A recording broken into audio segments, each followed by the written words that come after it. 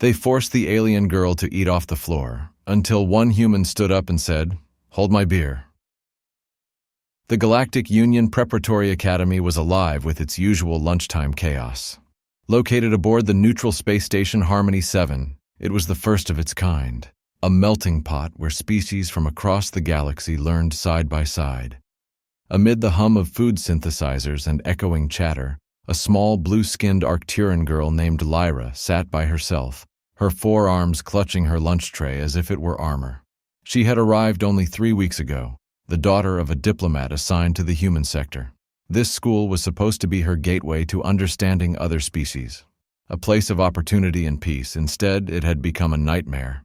"Hey, forearms, that seat's taken," sneered a voice thick with arrogance. Dra, a hulking Zentaran with scaled skin and a bad habit of targeting the weak, towered above her. Behind him lurked his usual pack, 2 Xenurans and a sharp-toothed Plovian who grinned with predatory delight. "I didn't see any sign," Lyra whispered, barely audible over the cafeteria noise. Dra's yellow eyes gleamed. "That's because it's invisible to lower species, diplomat spawn." His gang howled with laughter. The Plovian leaned closer, teeth flashing. "You know where the lower species eat, right? Down there." He jabbed a claw toward the floor. Lyra's fingers tightened around her tray, her smaller arms trembling. It wasn't the first time they'd cornered her. Last week, they'd ruined her cultural studies project with cleaning fluid. The week before, they'd locked her in a maintenance closet. "I just want to eat my lunch," she said quietly, trying to sound brave. Dra slammed his fist onto the table, making her food slide toward the edge. "And I'm telling you where you belong," he hissed. The cafeteria went silent. Dozens of eyes turned their way, but no one spoke up. The few human students on the far end barely looked up from their meals. Without warning, Dra struck, knocking Lyra's tray from her hands. It crashed to the ground, scattering purple nutrient paste and protein cubes across the floor. "There," he said mockingly. "Now you can eat like your kind." Tears burned in Lyra's eyes. Among Arcturans, public humiliation was one of the cruelest shames imaginable. She could feel every stare pressing into her blue skin like heat. "Eat it," Dra demanded, pointing at the mess. "Show everyone what a good little lesser species you are." His gang began their cruel chant. "Eat it! Eat it! Eat it!" Lyra's hands curled into fists. She wanted to vanish, to run, but the exits were blocked. The teachers, as usual, were nowhere to be found. Slowly, she knelt down beside the fallen food. A single tear slipped down her cheek, landing beside a crushed protein cube. The chant grew louder. Then, "Hey!" The single word sliced through the noise like a plasma blade. Conversation stopped mid-sentence. Every head turned toward the cafeteria doors. A human boy stood there, average height, dark hair falling over sharp eyes that burned with anger. His academy uniform sleeves were rolled up, revealing lean, trained muscles beneath. "What's going on here?" he asked, his calm voice carrying an unmistakable edge. "None of your business, human," Dra snarled, "just teaching the lower species her place." The boy's brow lifted. "Lower species, huh? That's bold talk from someone whose people still think antimatter's cutting edge." A ripple of laughter broke out. Xenurans hated reminders of their lagging tech. Dra's scales darkened. "Watch it, human. You're outnumbered." The boy placed his tray aside and walked closer. The room shifted, students leaning forward, eyes wide. Even non-humans seemed to recognize him. "Hold my beer," he said casually, passing a can to a confused Venusian beside him. A few humans in the back straightened instantly, recognizing the phrase. "Name's Tyler Grant," he said evenly. "Apologize to her." Dra barked a laugh. "Apologize? To that?" He gestured toward Lyra with contempt. "You humans never learn your place." Tyler smiled faintly. "Oh, I know my place. It's standing up to bullies like you." His voice dropped low, deadly calm. "So, about that apology." Dra lunged, his massive arm swinging toward Tyler's face. Xenurans were nearly twice as strong as humans, but speed, that was another story. Tyler sidestepped the strike, grabbed Dra's arm and flipped him clean over his shoulder. The Zentoran crashed onto a table, sending trays flying and students diving for cover. Before anyone could process what happened, Tyler turned to face the rest. "Anyone else want to lecture me about hierarchy?" he asked coolly. The bullies froze.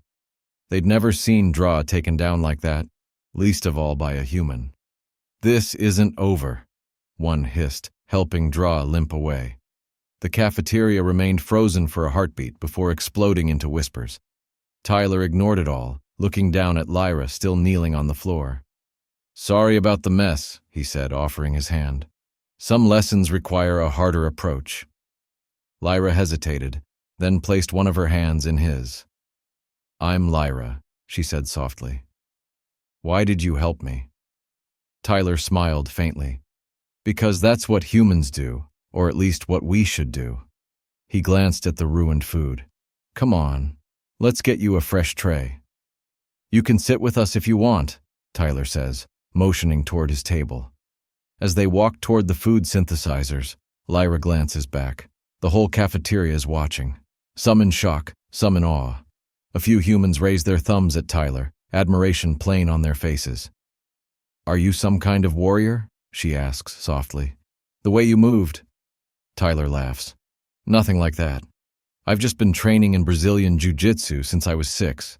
It's a martial art from Earth." Lyra frowns. "But Zenurans are far stronger than humans." "Strength isn't everything," Tyler replies, his tone calm, almost teacher-like. "Technique and leverage beat brute power every time. Besides, bullies rarely expect anyone to fight back." Lyra's mind spins as she programs a new food tray. Nothing about this human fits what she'd been taught. Humans were supposed to be clever but weak, somewhere in the middle of the galactic chain. Yet this one had taken down a Zenuran without effort. "Won't you get in trouble?" she asks as they walk toward a table of 3 other humans, 2 boys and a girl. Tyler shrugs. "Probably. Worth it, though." The girl smiles as they approach. "Making friends again, Tyler?" "This is Lyra," he says, placing his tray down. "Lyra, that's Emily. The eye roller's Caleb. And that's Nathan, diplomat's kid, right?" Nathan grins. "You're in my xenobiology class. Your Arcturan respiratory system presentation? Pretty great." Lyra blinks, caught off guard. She hadn't thought anyone noticed. "Oh, he's told you he's our local knight yet?" Emily teases. "Because that's important context," Tyler groans. "I'm not a knight." "Last month," Caleb says, "he stopped 3 seniors from picking on a freshman. Month before that, he fought to save the arts program. The guy can't sit still when someone's being pushed." Tyler waves them off, embarrassed. "They make me sound like a hero. I just hate seeing people get crushed." Lyra studies him. On Arcturus, such defiance would be dangerous, chaos against order. Yet there's something magnetic about it, the way he moved without hesitation, the quiet confidence in every word. "Incoming," Nathan mutters.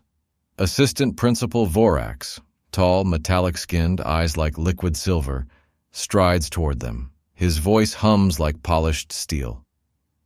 "Mr. Grant, another altercation?" Tyler rises. "Yes, sir. There was a situation." "A situation that required you to throw another student?" Vorax's gaze flicks to Lyra. "With respect, sir," Tyler says evenly. DRA and his friends were bullying Lyra. They knocked her food down and tried to make her eat it. Vorax turns to Lyra. "Is this true, Miss Zeraval?" Every eye in the cafeteria locks on her. Shame rises. Arcturans never report. But then she meets Tyler's steady gaze, that unspoken, "You're safe." "Yes, sir," she says, voice trembling, then firming. "They've been targeting me since I arrived." Vorax's posture tightens. "A serious claim. Bullying by species is forbidden." 30 witnesses, Tyler adds, gesturing around. "And the cameras don't lie." The administrator calculates, then nods. "Very well. Mr. Grant, detention, after classes. Physical violence is still unacceptable." Tyler nods without protest. "As for Dara and his group, they'll be disciplined accordingly. Miss Zeraval, report to my office after lunch." He turns, his metallic frame gleaming as he walks away. Emily exhales. That went better than usual. He normally gets a week. Nathan smirks. Union pressure. Too many complaints from diplomatic families. Lyra looks at Tyler, who's already eating again, calm as ever. You're not upset? Small price, he says with a shrug. Besides, detention gives me time to read. As lunch continues, the humans talk easily, asking Lyra about Arcturus, her life, her family, not as a curiosity, but as an equal. The feeling is new, disorienting, and wonderful. When the lunch bell chimes, Tyler checks his schedule. What's next? Advanced mathematical theory, Lyra says. That's near my comparative literature class. I'll walk with you. As they leave, Lyra notices the stairs have changed. Students who once ignored her now nod or smile. Others glare at Draw's group, huddled at the far end. Why did you say, hold my beer? She asks suddenly. You weren't drinking. Tyler laughs. Old Earth phrase. Means, watch this. I'm about to do something crazy. Lyra tilts her head. Your species has strange sayings. You've got no idea, he says, grinning. At her classroom door, Lyra pauses. Thank you, Tyler. No one's ever stood up for me before. Get used to it, he says warmly. That's what friends do.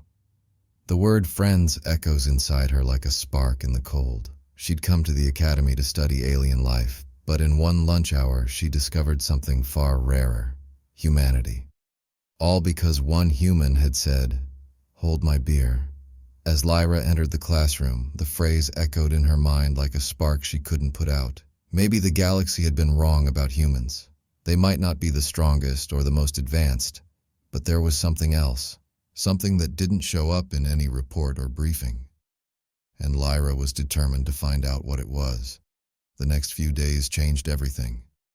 Word of Tyler's confrontation with Draw spread through the academy like plasma fire.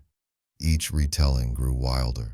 By the third day, someone swore Tyler had fought off the entire Zanuran wrestling team while reciting Earth poetry. The truth was simpler, but far more powerful. Dra and his friends were put on probation, sent to cultural sensitivity training, and made to work community service hours. They still glared when they passed Lyra or Tyler, but they didn't dare come close again. More importantly, Lyra was no longer alone. Tyler and his friends welcomed her without hesitation, and through them she met others, humans and non-humans alike, who shared her interests in diplomacy, xenobiology, and classical music. You've been hiding something, Emily said one afternoon as they lounged in the academy's observation dome, the stars flickering against the glass like living diamonds. Tyler says you play the Vorlax. Lyra's cheeks darkened. Not very well. Only for 3 years. 3 years is still better than never, Nathan said. You should play at the cultural exchange next month. The idea made Lyra's stomach twist. The Vorlax required all 4 arms, and the thought of performing in front of the entire academy felt unbearable. I don't think I'm ready, she murmured. Tyler, staring out at the drifting ships, smiled faintly. You know what humans say? Feel the fear, and do it anyway. That seems illogical, Lyra said, frowning. Caleb laughed. So is most human wisdom. But it works. The things that scare us usually matter the most. Lyra thought about that. On Arcturus, caution was sacred. Risk was avoided, not invited. Yet these humans treated fear like a compass, something that pointed toward growth. I'll think about it, she said finally, and their approving smiles made her feel oddly proud. Later that week, after class, Lyra saw a familiar scaled silhouette waiting in the corridor. Her pulse quickened. Dr. For a moment, she wanted to turn away, but then she remembered Tyler's words. Running only gave bullies power. Hello, Dra, she said evenly. The Zanuran shifted awkwardly, eyes avoiding hers. Administrators are making me apologize, he muttered. Sorry. It wasn't sincere, but it was public, and that, Lyra realized, meant more than genuine regret. Apology accepted, she said calmly, moving to pass. Your human friend, Dra said suddenly, voice low. He's not normal, even for a human. Lyra turned. What do you mean?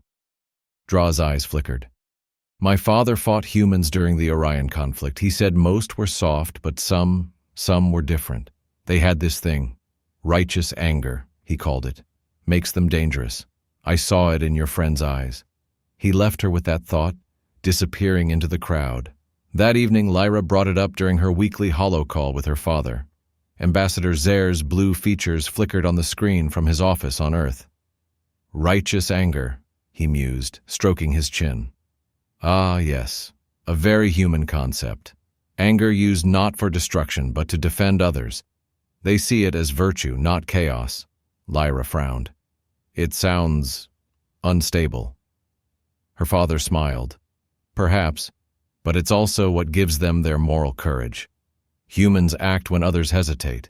It's why they've risen so quickly in the Union. Is it true they fought off the Kronos hive without quantum shielding? Mostly true, he said, leaning forward. They relied on strategy, adaptation, and what they call grit. Tell me, why the sudden curiosity? Lyra told him everything, about the cafeteria, about Tyler.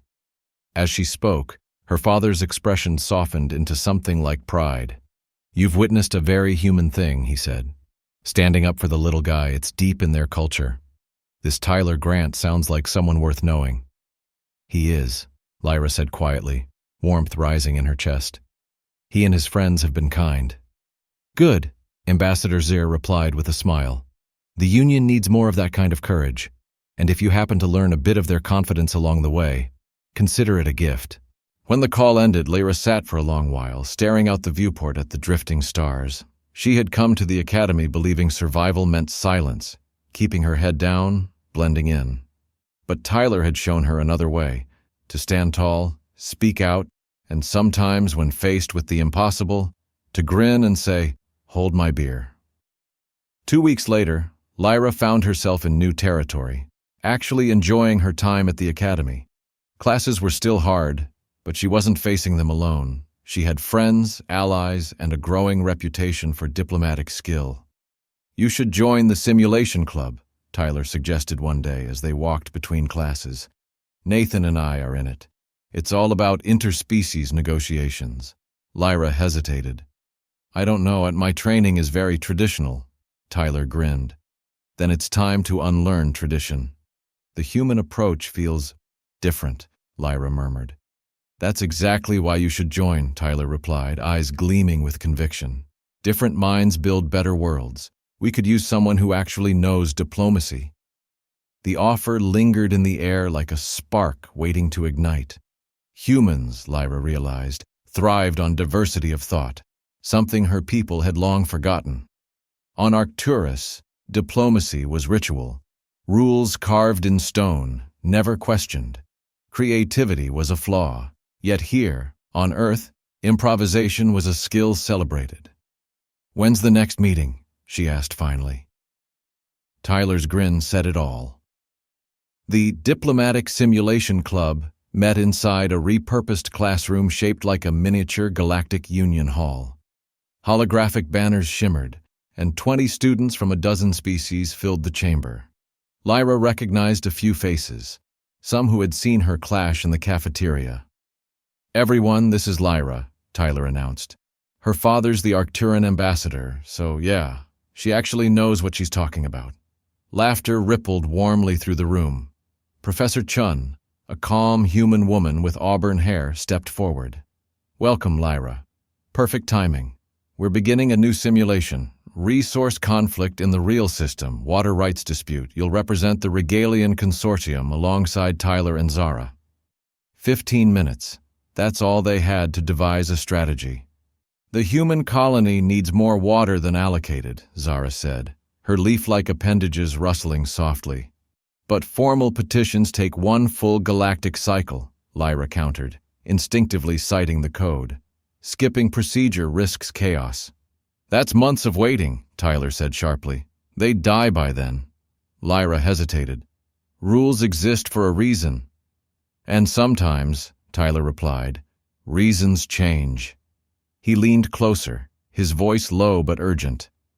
What if we stop chasing rules and start solving needs? Think. A deal that helps everyone. Lyra frowned. What do you suggest? The Andorian delegation controls ice mining in the outer belt. We propose a trade. Emergency water for the humans, rare minerals for the Rigelians, and mining tech upgrades for the Andorians. Everyone wins.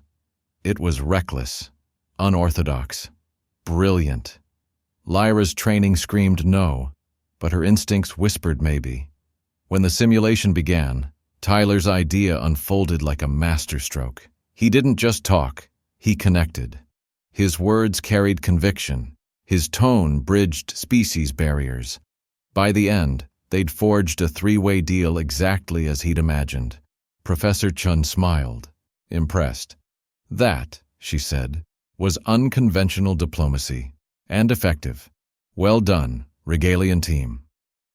As they left the hall, Lyra studied him in silence. You're good at this, she admitted. He laughed. I'm not a diplomat. I study xenoanthropology, how species connect. Diplomacy's just the surface. You see what others miss, Lyra said softly.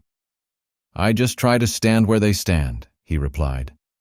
The simplicity of it hit her harder than any lecture back home. Humans didn't follow rules, they reinvented them. Later, as they walked through the glowing corridors, Tyler pointed toward a digital board. Cultural Exchange Festival. Sign-ups open. You should perform the Vorlax demonstration. Lyra froze.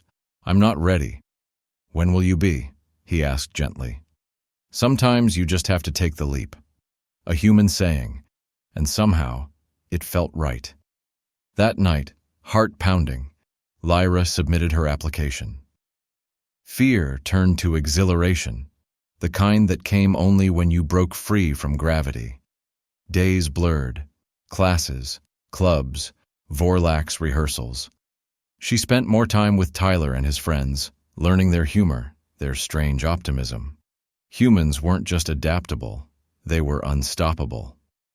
One afternoon beneath the Academy dome, Emily turned to her. You're performing, right? Tyler said you play some kind of multi-armed instrument. The Vorlax, Lyra replied, nervous. It's sacred to my people.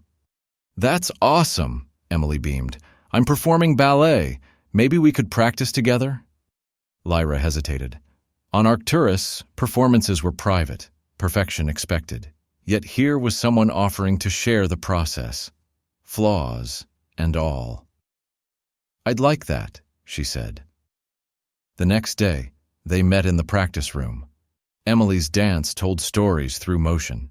Her grace drew invisible lines in the air. When Lyra played, her forearms trembled at first, but the music, deep and resonant, filled the room. When the last note faded, Emily whispered, "That was beautiful." Lyra smiled, and for the first time since leaving home, she believed it. "What's the song about?" Emily asked. "It's called Reflection of Distant Stars," Lyra said, her voice soft but proud. "It's played during diplomatic ceremonies back home. A reminder that no matter our differences, we all exist beneath the same universe." Emily smiled. "Then it's perfect for the festival." Lyra gave a small, uncertain nod. "If I can play it without freezing up." "You just need to trust yourself more," Emily said. "You tense up at the tricky parts. Relax. Let it flow." Lyra sighed. "I'm terrified of messing up. Everyone will be watching." Emily tilted her head, thinking. "You know what helps me before a performance? I remember that most people in the audience couldn't do what I'm doing, even if their lives depended on it. Just being up there already makes you amazing." It was such a human way to see the world. Strength through vulnerability, confidence through courage rather than perfection. Lyra couldn't help but smile. "I'll try to remember that." From then on, their practices became a ritual. Sometimes Tyler or others would drop by, cheering them on, offering advice, or just listening. Lyra began to feel the invisible bond that tied humans together, a current of connection, of shared energy. They didn't draw strength from solitude, but from each other. Her father had once told her that humans were creatures of community. Now she understood what he meant. Then, 2 days before the festival, everything unraveled. Lyra was carrying her Vorlax down the corridor when she spotted Draw and Kay waiting ahead. They hadn't bothered her since the cafeteria, but today their eyes gleamed with something darker. "Planning for your big moment?" Draw drawled, his voice dripping mock politeness. "Everyone's talking about the four-armed prodigy." Lyra kept walking. "Excuse me." But Kay blocked her path, smirking. "Word is, you're the humans' new favorite. Their little project." "I need to practice," Lyra said, her tone firm but controlled. "Of course," Draw replied. His scaled hand reached out, one claw grazing the surface of her Vorlax. "Delicate instrument, isn't it? Would be tragic if anything happened to it." Tyler laughed. Now that's the spirit." She stepped into the light. The hall fell silent. The crowd became a blur of color and shadow. Lyra sat on the small Arcturan stool, four arms poised over the crystalline strings. She closed her eyes, felt her heartbeat slow, and began to play. The first notes trembled as Lyra began to play, her fingers stiff with fear. But then the melody, familiar and ancient, reached out like a hand from home. She remembered Emily's calm advice, Tyler's unwavering belief, and the warmth of the friends who had stood beside her. Slowly, her forearms loosened, moving in perfect rhythm across the glowing strings of the Vorlax. The music grew, not just sound, but feeling. Harmonies intertwined like voices from different worlds learning to speak as one. Each melody line represented a unique perspective, separate at first, then merging into something greater. The hall seemed to hold its breath as those notes rose and collided, transforming discord into unity. Lyra forgot the crowd. She forgot her fear. In that moment, she was the song, a reflection of distant stars, finding harmony in diversity. When the final chord faded, silence lingered for a single heartbeat, and then the room erupted in thunderous applause. Tyler and her friends were on their feet, cheering.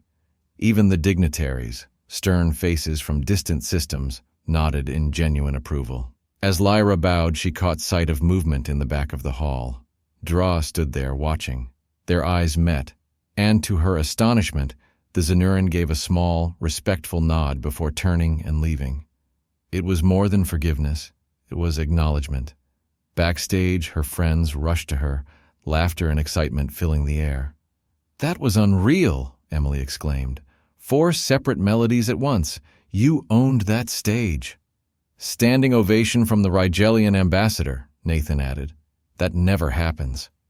Lyra could barely breathe, her chest tight with emotion. Relief, gratitude, pride. "Thank you," she whispered, "for everything." Tyler smiled. "Don't thank us. You're the one who faced the fear and did it anyway." The rest of the festival blurred into moments of color and sound. Emily's graceful ballet, alien delicacies, and laughter shared between species. For the first time, Lyra felt not like a guest at the academy, but like she truly belonged. Later that evening, Assistant Principal Vorex approached her, metallic features softening in what passed for a smile. "Miss Zaravel, your performance was extraordinary. Several guests noted the emotional depth of your playing, and the Academy will be enacting new anti-bullying protocols next term, inspired, in part, by recent events. We'd value your insight." Lyra glanced at Tyler, who gave her an encouraging nod. "It would be an honor, sir." After Vorex left, the group wandered to the observation dome. Stars glittered beyond the transparent ceiling, thousands of worlds spinning in silence. Tyler leaned on the railing beside her. "So," he said, a teasing grin on his face, "do you still think humans have weird sayings?" Lyra laughed softly. "Oh, absolutely. But I'm starting to understand why they work." "I talked to Draw earlier," Tyler said. "He was impressed. Said he never thought Arcturans could be that expressive." "Really?" she asked, surprised. "Don't get me wrong. He's still a jerk, just a slightly less prejudiced one now." Tyler shrugged. "Sometimes people change when their assumptions get challenged." Lyra gazed at the stars. In a few short weeks, she'd changed too. From the lonely alien in the cafeteria to someone with friends who'd guard her instrument, who'd teach her courage through kindness. She'd learned to see fear as a signal to act, not retreat. My father once said humans hold a unique place in the Galactic Union, she said quietly. That your species brings something essential, a refusal to bow to hierarchy, a drive to stand for what's right, even when it's inconvenient. Tyler chuckled. We're stubborn that way, not always graceful about it. It's more than stubbornness, Lyra said, meeting his eyes. It's courage, moral courage, the kind that made you say, hold my beer, and face someone twice your size, not because it was safe, but because it was right. Tyler looked embarrassed. Anyone would have done the same. Lyra shook her head. But they didn't. You did. And it changed everything. For me, for Dra, maybe even for this academy. Nathan and Emily joined them at the railing, their laughter echoing through the dome. The conversation shifted to plans for the upcoming break, to destinations and dreams. Lyra listened, a quiet smile on her lips. In every diplomatic briefing, humans were described as unpredictable, impulsive, emotional, chaotic. But she now knew what those reports failed to see. Their passion wasn't recklessness, it was their greatest strength. Their empathy made them act when others froze. Their defiance of tradition birthed new ideas, and their instinct to protect, to step forward and say, this isn't right, and I'm going to do something about it, was the kind of power the galaxy needed most. As the stars drifted past above them, Lyra made a silent promise. When she joined the diplomatic corps, she would carry this lesson with her, the courage to improvise, to stand up, to feel the fear and act anyway. Because sometimes the most powerful tools in diplomacy weren't ancient protocols or scripted words, but a simple human spirit that refused to stand by. And that was how one human phrase, hold my beer, changed the galaxy, one act of courage at a time. After Vorax left, the group wandered to the observation dome. Stars glittered beyond the transparent ceiling, thousands of worlds spinning in silence. Tyler leaned on the railing beside her. So, he said, a teasing grin on his face. Do you still think humans have weird sayings? Lyra laughed softly. Oh, absolutely. But I'm starting to understand why they work.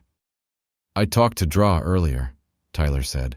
He was impressed, said he never thought Arcturans could be that expressive. Really? She asked, surprised. Don't get me wrong. He's still a jerk, just a slightly less prejudiced one now. Tyler shrugged. Sometimes people change when their assumptions get challenged. Lyra gazed at the stars. In a few short weeks, she'd changed too. From the lonely alien in the cafeteria to someone with friends who'd guard her instrument, who'd teach her courage through kindness. She'd learned to see fear as a signal to act, not retreat. My father once said humans hold a unique place in the Galactic Union, she said quietly. That your species brings something essential, a refusal to bow to hierarchy, a drive to stand for what's right, even when it's inconvenient. Tyler chuckled. We're stubborn that way, not always graceful about it. It's more than stubbornness, Lyra said, meeting his eyes. It's courage, moral courage, the kind that made you say, hold my beer, and face someone twice your size, not because it was safe, but because it was right. Tyler looked embarrassed. Anyone would have done the same. Lyra shook her head. But they didn't. You did. And it changed everything. For me, for Dra, maybe even for this academy. Nathan and Emily joined them at the railing, their laughter echoing through the dome. The conversation shifted to plans for the upcoming break, to destinations and dreams. Lyra listened, a quiet smile on her lips. In every diplomatic briefing, humans were described as unpredictable, impulsive, emotional, chaotic. But she now knew what those reports failed to see. Their passion wasn't recklessness, it was their greatest strength. Their empathy made them act when others froze. Their defiance of tradition birthed new ideas, and their instinct to protect, to step forward and say, this isn't right, and I'm going to do something about it, was the kind of power the galaxy needed most. As the stars drifted past above them, Lyra made a silent promise. When she joined the diplomatic corps, she would carry this lesson with her: the courage to improvise, to stand up, to feel the fear and act anyway. Because sometimes the most powerful tools in diplomacy weren't ancient protocols or scripted words, but a simple human spirit that refused to stand by. And that was how one human phrase, hold my beer, changed the galaxy, one act of courage at a time.